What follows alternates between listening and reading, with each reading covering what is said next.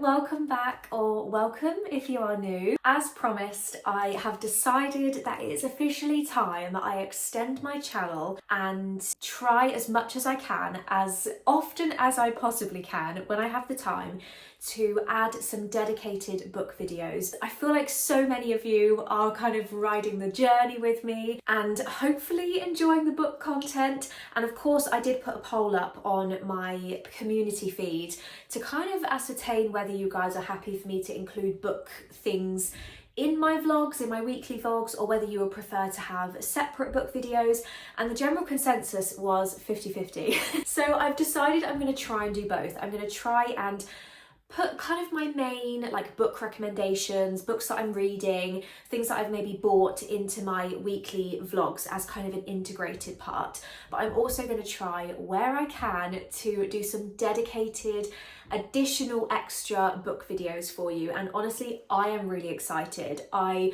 cannot wait to get started, and I thought to kick things off, although it's a little bit late in the month because I've just got back from holiday, so excuse the strange looking tan lines, I thought to kick it off we could do an April reading wrap up. If you are new here, then my name is Lyndsey. I started properly reading again. I read so much as a child, but I started properly reading again in February 2024 when I picked up this book series right here, and it was just the beginning of a life-changing sequence of events. It was the beginning of a new era for me. I am officially in my book era. I'm absolutely loving it. I love fantasy, romantasy, romance. I'm dipping my toe into the thriller waters, so I'm trying to, cover a good few genres, but romantasy is just up there with my absolute top tier favourites. I read 8 books in April, which was a record so far this year. Some of them were bigger, some of them were kind of quite quick reads, so that's maybe how I managed to add a few more on. But yeah, I covered romance, I covered fantasy, romance, I covered a couple of thriller books as well. So there's really quite a genre split, and I thought we could just have a quick chat through the books that I read, which ones I enjoyed, what I rated them, any recommendations that I have, and yeah, I'm really excited to be filming the very first dedicated book video, so I really hope you enjoy. If you do, please let me know. Please let me know what you think. Let me know if there's any specific videos you would like me to cover, because I am finding my feet at this. And of course, if you are just discovering me and you do fancy joining me for the weekly vlogs, the cozy, chatty vlogs of just all things happiness, aka staying at home and being cozy, then please do subscribe to my channel, because there is plenty already on there and there is plenty more to come. Anyway, without further ado, let's jump in to the books. So the very first book that I read in April, I actually started it on the 1st of April as well, was Shadow and Storms by Helen Scheuerer. Hopefully I'm pronouncing that correctly. This was the final book in a 4-part series, so I'd already read the first 3 books. I am really pleased to say, I'm holding my Kindle because I read it on my Kindle, I am really pleased to say that I actually rated this 5 stars. The first couple of books in the series for me were like a 3 or 3.5 star, I think I ultimately rated them. Book 4 was just the ultimate finale. Book 4 was like, the action was there. It was kind of much better on the romance side of things as well, because it kind of pulled back on the spice a little bit. The spice was in the right places at the right time versus the earlier books in the series, and I really felt like you came on such a journey with the female main character Thea, and you just watched her grow, you watched her discover herself. The action kind of hit like a climax at the end. There were twists that I honestly did not see coming. Like, you find out some very crucial pieces of information that I just had not guessed and I did not see coming. I believe the first in a new series has come out by the same author that follows the sister of the female main character, so it follows her journey. You kind of get a little glimpse of it towards the end of the Legends of Thezmarr series, and there's such intrigue there. I was like, there's definitely chemistry between 2 of these characters, and I was absolutely right, because the first book in the next series, I think it's called Iron and Embers, begins following their journey, and I'm definitely going to be reading it. I'm really excited. So the second book that I read in April was Fearless by Lauren Roberts. I was very excited to go and get this. The day that it came out, I think it was the 8th of April, I literally got in my car, drove to the works and picked this up because I was so excited. I was so intrigued as to where this trilogy was going to end. First up, I will say, just have a look at this cover. It is stunning, Forever My Undoing. I actually think this could be like the prettiest book that I will own this year, because not only do you have a gorgeous cover, but honestly, if you take off the dust jacket, it is just, oh my gosh, it gets better. It is just the prettiest book. I can't even tell you, it's so gorgeous. Even the inside, like it's just pink and it's princessy and it's beautiful. So yeah, that was a big thumbs up for me. The aesthetic of this book, it sits proudly on my bookcase, literally facing front ways, and I just love it. Now onto the book itself. This was so close to a 5-star for me, but it didn't quite make it. It was close, but not quite. I rated this one a 4.5 star. I had high expectations for this, or I had high hopes for this, I think is probably a better way to put it. Book 1 in the series, obviously it was written when I think Lauren Roberts was 18, so there were a couple of kind of writing points that I sort of had to overlook, which was fine with me. I enjoyed the plot in book 1. I felt like there was so much potential, and I really enjoyed the tension, the slow burn between Kai and Peyton. I was just loving it. I was loving the characters. Book 2 is definitely an emphasis on Kai and Peyton's relationship. As a romance lover, I really enjoyed it. But I think if you're a bit more of a fantasy lover and you were going into this expecting like heavy fantasy, I think that's why some people were disappointed. A lot of people have kind of referred to it as a bit of a filler book. I think it's crucial for Kai and Peyton's relationship. There's a lot of healing that's done in book 2. But this book is like the climax of the series. This book is where the action needed to happen, where the plot needed to happen, where I guess twists needed to happen as well. And for me, it delivered. For me, it really did. I loved the plot. I really enjoyed the pacing. I felt like the characters grew in the right way. I will say there were a couple of characters that I felt didn't quite deserve their end, like their fate, how they sort of ended up. There were a couple of times where, I don't know, I literally felt tearful. Like I almost, maybe I did shed a tear at this book. I was really sad for parts of it, and I was like, Lauren, why did you do that? But overall, I enjoyed the ending. I was satisfied with the ending. It was kind of what I would refer to as a bittersweet ending. I think part of the reason I maybe marked this down as well was because a few of the situations between Kai and Peyton did feel a little bit repetitive, not just within the book, but also I think you kind of were experiencing the same situations that they'd already experienced, particularly in book 2. So it kind of didn't quite have that same punch effect that it maybe did in book 2. You kind of get used to it and you're kind of like, yeah, okay, you've already said that sort of thing. So there was just a few small reasons as to why it lost half a star, but overall I was really pleased with the ending. I felt like Lauren Roberts' writing improved throughout the series. I felt like this was her best writing, this was her best work. I really loved the twists. I thought they were brilliant, and yeah, I really enjoyed it. I'm sad that it's over. I think she may be writing 1 or 2 more novellas relating to the series, but in terms of actual books, this is the final book. It's a finished series. So yeah, sad that it's over, but I'm satisfied. Moving on, I decided to completely switch things up a bit. I'd read a couple of fantasy books and I thought, you know what, let's just go for something completely different. There was a book that had been on my TBR list for so long, and I don't know why I hadn't picked it up. I think I was just waiting for the right time. It's in the thriller category, and I think the thing that I find with thrillers, personally at the moment, being a bit of a thriller newbie myself, is that I tend to use them as kind of palate cleansers. I like when I've read something quite heavy, or I've read something quite long, or I've finished kind of a long series, I like to have it as a bit of a palate cleanser. I like to have it as something quick and fun, something that will just be, yeah, like a bit of a wild ride that will kind of be read in like a day or 2 max. And that is why I picked up The Housemaid by Freida Mcfadden. So many people have obviously spoken about this. I know so many people that have read it, that want to read it. This was like the go-to thriller book for a while, I feel like, kind of in social media, in life, in everywhere. Everyone was talking about The Housemaid. And so I did have quite high expectations going into this. And honestly, I feel like it delivered. I gave this a 4-star. Maybe I should give it a 4.25. I'm not quite sure. In fact, I think maybe I did give it a 4.25. I'm sure lots of you are familiar with The Housemaid. It obviously has quite a big twist in it. It focuses on a main character who becomes a housemaid in a house with a husband and wife and their child. And I think the reason that this dropped for me, I really, really loved the plot. I thought it was a great plot. I was really enjoying it. I literally flew through it. I think I read it in like a day and a half.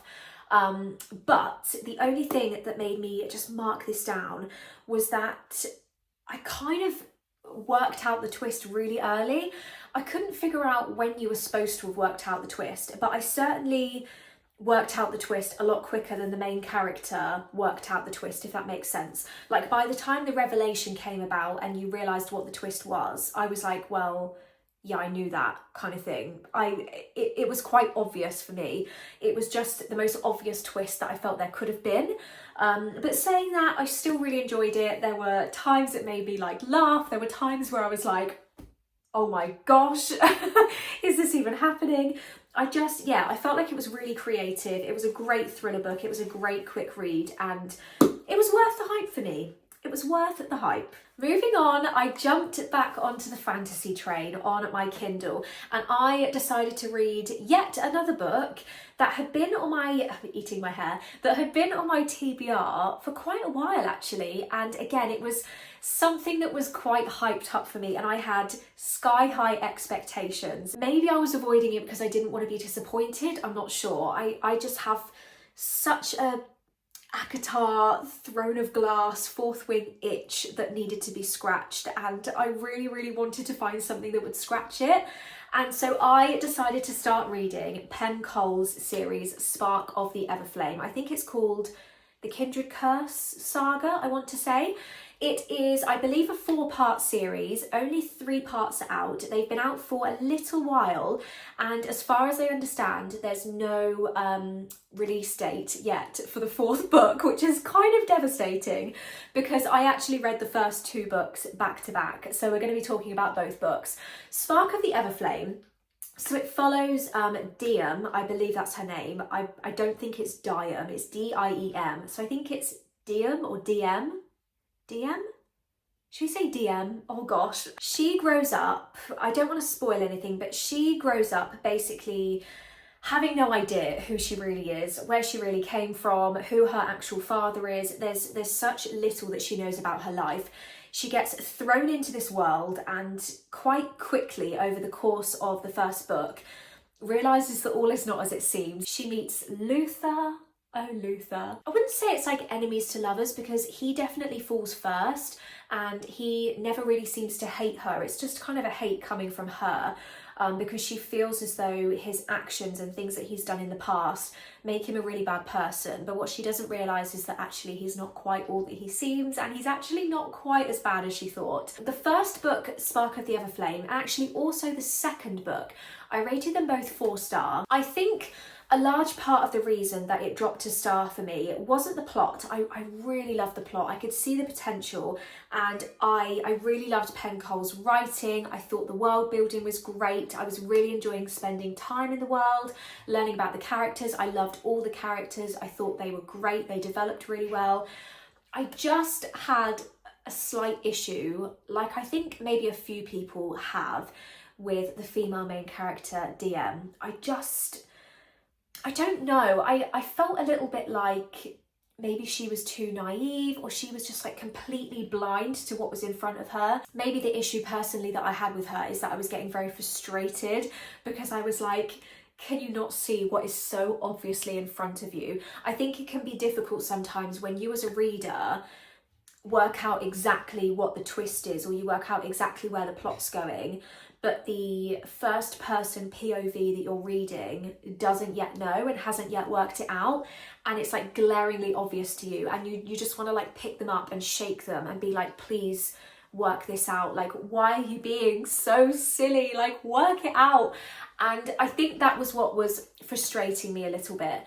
She was just in such denial over things that were so obvious. The cliffhanger at the end of book 2, oh my goodness me, thank the Lord the book 3 is out, because holy moly. But yeah, really enjoyed it. I definitely think it's worth it. It's a great romantasy, loved the tension, and I think my favourite quote so far, if I take out the bad words in the quote, was from Luther, and it was, "Touch her and I'll rip your arms off."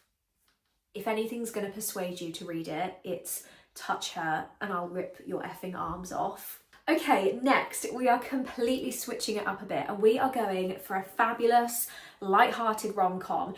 This very, very excitingly and very floppy book, which honestly instantly gives it another star in my opinion. I love a floppy book. This was very, very excitingly and very kindly provided to me as an ARC, as an advanced reader's copy. So I got the opportunity to read this and receive this before publishing day, which was really exciting, and I was honestly quite surprised and shocked that I was chosen by Boldwood Books. I couldn't believe it. It came in such a gorgeous PR box. It had like some cute like heart sunglasses, it had like a sticker, it had some little watermelon sweets. It felt very summery, it felt very fun, and I was really excited to read this.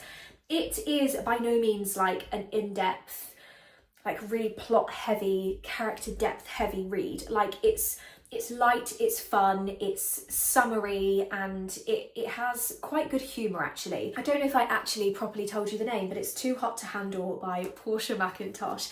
It essentially follows female main character Molly, who is organising her best friend's hen do. She arranges for them to all go to this gorgeous villa in Spain, and when they get there, they actually realise that a stag do is in the same villa at the same time because the owners have double booked them. The story basically turns into a bit of a competition between the girls and the guys, where they kind of have to do challenges and win things and guess things to ultimately decide who is going to remain in the villa and who is going to leave the villa. So like I said, it's very light-hearted. It's not like a really hardcore in-depth book. I did rate this 2.5 stars. It doesn't mean that I didn't enjoy the book. It wasn't up there for me. I've read quite a lot of books now, and I find it so difficult to rate them sometimes. I was like, is it a 3-star? Maybe not quite a 3-star versus other 3-star books that I've read.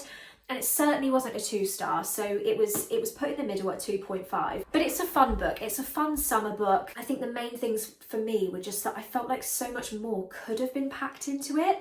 I felt like I did want to see a bit more of the romantic storyline. I felt like that would have been really, really great to explore a bit more and kind of go into the plot a bit more. I felt like there were certain points in the book that I got to and I was like, oh, you could have done so much more in that chapter, and then you kind of just finished it and kind of moved on with the story. It was quite fast paced, but I think as an easy read, it's perfect. I think I'm just used to the hardcore fantasy, romantasy plots, and maybe I wasn't quite ready for it. I don't know, but yeah, still a fun book, and I am going to try and read a couple more of her bits because I did actually enjoy her writing style. Moving on again to something quite different. Now, this was a book that I honestly at the start of the month had no intention of reading. I didn't even know that it existed. I now understand that actually quite a few people have read it, and I've seen so many different reviews online. I've seen some really great reviews online, and I hadn't realised how many people that I kind of follow online had actually read it. But this was a very, very fun scenario whereby I was just strolling through a shop. I was strolling through Tesco. I walked up to the book aisle and I immediately spotted the cover and I was like, I need to read this book. I didn't know anything about the plot. I hadn't read the back of the book. I knew I was going in completely blind. But isn't it just fun when you just spot such a great cover on a book and you're like, I just want to read it. I don't know what it's about. I'm just going to go in blind and I'm just going to have a great time. I'm going to enjoy myself and I'm just going to see what happens. And that is exactly what I did with Our Infinite Fates by Laura Stephen. This book is stunning. Isn't it just gorgeous? It has sprayed edges, which are fabulous. It says on the back, maybe that's all love is in the end, an endless tempting of fate. Shall I just rip the band-aid off? I didn't like it. Oh, I was so gutted. I was so sad. I got halfway through and I was like, I just don't feel like this is going to pick up for me. And I was so surprised because there were a few people that I had seen had rated it like 5-star, and I thought, well, it obviously has to be good then. But I think it was just my personal preference of what I like in a book, what I don't like in a book, what I struggle with. It just didn't hit the mark for me. So it did get a 2.5-star. Oh. But kind of in summary, maybe I'll try and explain it. Kind of in summary, the main character is called Evelyn, and essentially she has lived so many lives, like thousands of lives, and every single one of her lives she has been killed before she turns 18, or basically by her 18th birthday, by the same person, by like another soul. So every 18 years she begins a new life, and the same person finds her somehow. They're like tethered together in the life and kills her before she's 18. She has absolutely no idea why. Her memory kind of fades as the years go on, because this goes back to like AD years, like thousands of years ago. It's a weird dynamic because they're like friends, they're lovers, they're enemies, because they kind of try and kill each other. It's really interesting and it's very unique. I saw the potential, and I think as I was reading this, I was so intrigued as to what was going to happen. I think a part of the reason that I struggled was just because there were a lot of chapters that would flit between the present day and then going back into some of her previous lives. It was definitely interesting to get an insight into her previous lives, but at the same time, it's just a personal preference. I don't always enjoy historical sort of books. Then the ending was definitely a shock. Like it was a twist. It was definitely a plot twist, and even to this day, it's now like a few weeks since I read it, or like a couple of weeks at least since I read it, I'm still kind of trying to get my head around it. It was the sort of ending where you're like going back through the pages and you're like, hang on a minute, I need to read this again and just get my head around it. It felt like the ending was kind of very abrupt and everything sort of changed, and I was like, whoa, like what on earth is happening right now? Just all of a sudden, it's like all of the fantasy was like packed in at the end, and it just, I don't know, it was just a bit random for me, and I just didn't get on board with it. I feel like a lot of people have really felt the emotion with this book, and it's made them emotional, it's made them cry, and I don't know, I just didn't quite have that link with the characters that really made me feel the emotions that I think you were supposed to feel. So maybe it was bad timing me reading it, maybe I just am emotionless, I don't know, but yeah, this was kind of disappointing, but yeah, it's still going to be displayed because it's really pretty. Then the final book of the month was another Kindle read. This was my book club book, and it was The Girlfriend by K.L. Slater. I have not read any of her work before, any of her books before. I was going in kind of completely blind. I didn't even really know anything about the book, but I did enjoy it, and I would say, oh gosh, this rating was really hard. I was torn between a 3.75 and a 4. I think looking back on it now that I've kind of had time to digest it, I would give it a 3.75. I did enjoy the plot. I felt like it was quite an interesting plot. I really liked the fact that you had multiple POVs. I thought that was great. I think the main reason that it dropped the points for me was just because I was waiting for like a big twist. I was waiting for a character to kind of reveal themselves and not be the sort of person that you expected them to be. And it just didn't come. I find with a lot of great thriller books, you know, it's kind of typical that the person you think is good turns out to be bad, and the person you think is bad turns out to be good, and everything like flips on its head and you're left like gasping and there's so much going on. But I didn't necessarily get that with this book. There were a couple of twists that I hadn't seen coming, and I thought, yeah, that's great, like that's a great twist, love that, really enjoyed it. But I think, yeah, the main twist, I just kind of already had seen it, and it kind of was a bit of an anticlimax. I'm not sure. But in saying that, I did enjoy it. I'm glad that I read it. I would recommend it. I do want to read some more of K.L. Slater's work because I'm very intrigued, and I did like the way that she put her characters together. I like the complexity of it, and I did think that it was quite a creative storyline, and it was interesting. So yeah, I think I'm going to go with 3.75 for that one. But yeah, another thriller checked in the box. They're slowly adding up, and honestly, I'm kind of enjoying it. So that was everything that I read in April. Again, I can't believe I got through 8 books. I'm so proud of myself, and I'm honestly quite surprised.